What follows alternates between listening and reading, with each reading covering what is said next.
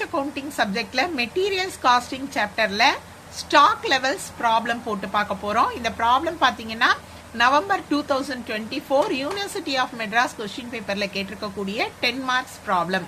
நம்மோட சேனல்ல cost accounting, financial management, income tax, law and practice எல்லா அக்கவுண்ட்ஸ் சப்ஜெக்ட்டுக்குமே வீடியோஸ் அப்லோட் பண்ணியிருக்கேன். அந்த வீடியோஸ்க்கான லிங்க் டிஸ்கிரிப்ஷன் பாக்ஸ்ல இருக்கு, கண்டிப்பா மிஸ் பண்ணாம பாருங்க. அதே மாதிரி மெட்டீரியல்ஸ் காஸ்டிங்ல ஸ்டாக் லெவல்ஸ் ப்ராப்ளம்லாம் ஆல்ரெடி நம்ம டிஸ்கஸ் பண்ணியிருக்கோம். இப்போ நம்ம கொஸ்டின் பேப்பர் ப்ராப்ளம் போட்டு பார்க்க போறோம்.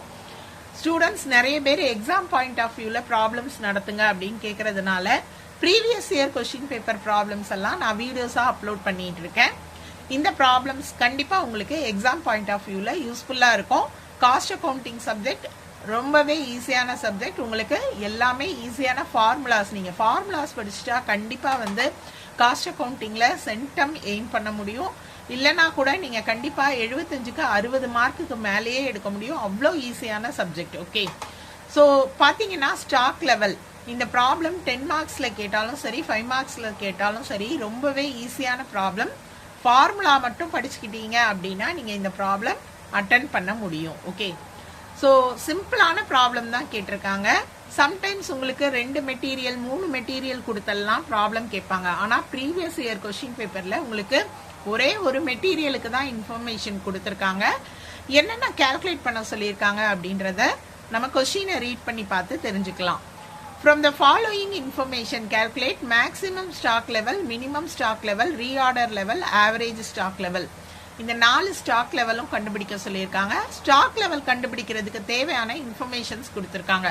Minimum consumption 240 units per day, maximum consumption 420 units per day, normal consumption 300 units per day, reorder quantity 3600 units, reorder period 10 to 15 days. Okay, so இது வந்து பார்த்தீங்கன்னா கொஸ்டின் பேப்பர்ல question number 22 problem number. Okay, இப்ப பாத்தீங்க அப்படின்னா இந்த 4 லெவலும் கண்டுபிடிக்கிறதுக்கு ஃபார்முலா என்ன அப்படின்றத ஃபர்ஸ்ட் நான் உங்களுக்கு சொல்லிடுறேன். மேக்ஸிமம் ஸ்டாக் லெவலுக்கு reorder level plus reorder quantity minus minimum consumption into minimum reorder period. Reorder லெவலுக்குரிய formula maximum consumption into maximum reorder period. Minimum stock லெவலுக்குரிய ஃபார்முலா என்னன்னு பாத்தீங்கன்னா reorder level minus normal consumption into normal reorder period. Average stock level கண்டுபிடிக்கிறதுக்கு formula பாத்தீங்கன்னா minimum level plus maximum level divided by 2. Alternative formula இருக்கு. Okay, நீங்க 2 ஃபார்முலால எந்த formula வேணாலும் use பண்ணலாம். ஆனா இந்த 2 ஃபார்முலாலையும் ஆன்சர்ஸ் டிஃபர் ஆகும், ஒரே ஆன்சர் கிடைக்காது. இன்னொரு ஃபார்முலா என்னன்னு பாத்தீங்கன்னா minimum level plus half of the reorder quantity. Okay, so இப்போ நம்ம ப்ராப்ளம் போடலாம். உங்களுக்கு ப்ராப்ளத்துல எல்லா இன்ஃபர்மேஷன்ஸும் கொடுத்துருப்பாங்க. நான் ஃபர்ஸ்ட் மேக்ஸிமம் ஸ்டாக் லெவல் எடுத்து எழுதிட்டேன். இதுல பாத்தீங்கன்னா ஃபர்ஸ்ட் எடுத்ததுமே உங்களுக்கு ரீஆர்டர் லெவல் தான் கேட்டிருக்காங்க. ஸோ ரீஆர்டர் லெவல் நம்ம இன்னும் ஃபைண்ட் அவுட் பண்ணல. ஃபர்ஸ்ட் நம்ம ரீஆர்டர் லெவல் தான் கண்டுபிடிக்கணும். அவங்க ஆர்டர்ல மாத்தி கொடுத்திருந்தாலும் நீங்க ரீஆர்டர் லெவல் தான் கண்டுபிடிக்கணும். அதுக்கப்புறம் தான் மற்ற லெவல் கண்டுபிடிக்கணும். ரீஆர்டர் லெவலுக்குரிய ஃபார்முலா என்னன்னு பாத்தீங்கன்னா maximum consumption into maximum reorder period. Okay, so நமக்கு கொஸ்டின்ல மேக்ஸிமம் கன்சம்ஷன் என்ன கொடுத்திருக்காங்க, மேக்ஸிமம் ரீஆர்டர் பீரியட் என்ன கொடுத்திருக்காங்க பாருங்க. Maximum consumption 420 units. ஓகேவா, 420 இன்டு அதே மாதிரி மேக்ஸிமம் ரீஆர்டர் பீரியட். நம்மளோட ரீஆர்டர் பீரியட்ல 2 இருக்கு. ஸோ ஃபர்ஸ்ட் கொடுத்திருக்கிறது மினிமம் ரீஆர்டர் பீரியட், செகண்ட் கொடுத்திருக்கிறது மேக்ஸிமம். ஸோ 420 இன்டு 15 நீங்க மல்டிப்ளை பண்ணீங்க அப்படின்னா உங்களுக்கு என்ன கிடைக்கும், உங்களுக்கு 6300 யூனிட்ஸ் கிடைக்கும். இதுதான் நம்மளோட ரீஆர்டர் லெவல். ஸோ ப்ராப்ளம்ல ரீஆர்டர் லெவல் வந்து 3rd தான் கேட்டிருக்காங்க.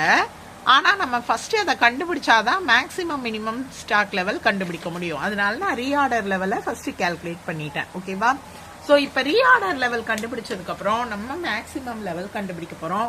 மேக்ஸிமம் லெவலுக்கு ஃபார்முலா என்னன்னு பாத்தீங்கன்னா reorder level plus reorder quantity. Reorder level நாம ஏற்கனவே கண்டுபிடிச்சோம் இல்லையா, ஸோ இதுலயே நான் போடுறேன் இந்த ஃபார்முலாவை வச்சு. மேக்ஸிமம் லெவல் ஃபார்முலாக்குரியதை மட்டும் நான் கால்குலேஷன் எடுத்து எழுதுறேன். Maximum level first reorder level எழுதணும். ரீஆர்டர் லெவல் நம்ம எவ்வளவு கண்டுபிடிச்சிருக்கோம், 6300 யூனிட்ஸ் கண்டுபிடிச்சிருக்கோம். ரீஆர்டர் குவான்டிட்டி அப்படின்னு பாத்தீங்கன்னா 3600 யூனிட்ஸ். ஸோ அதை நம்ம என்ன பண்ணணும், மல்டிப்ளை பண்ணணும்.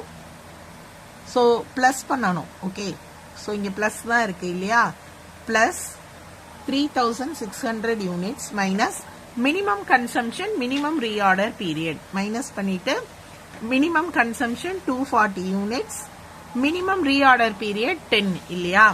ஸோ 240 into 10 இப்போ 6300 plus 3600. ஓகே, ஸோ 6300 3600 ஆட் பண்ணுங்க 9900. அடுத்து பாத்தீங்கன்னா 240 into 10 இல்லையா. ஸோ 240 into 10 நமக்கு என்ன கிடைக்கும் அப்படின்னு பாத்தீங்கன்னா 2400 யூனிட்ஸ் கிடைக்கும். இதை நீங்க மைனஸ் பண்ணுங்க. இப்ப பாத்தீங்க அப்படின்னா நமக்கு 7500 யூனிட்ஸ் கிடைக்கும். ஓகேவா. ஸோ இதுதான் நமக்கு மேக்சிமம் லெவல். அடுத்து நம்ம என்ன கண்டுபிடிக்க போறோம் அப்படின்னு பாத்தீங்கன்னா மினிமம் லெவல்.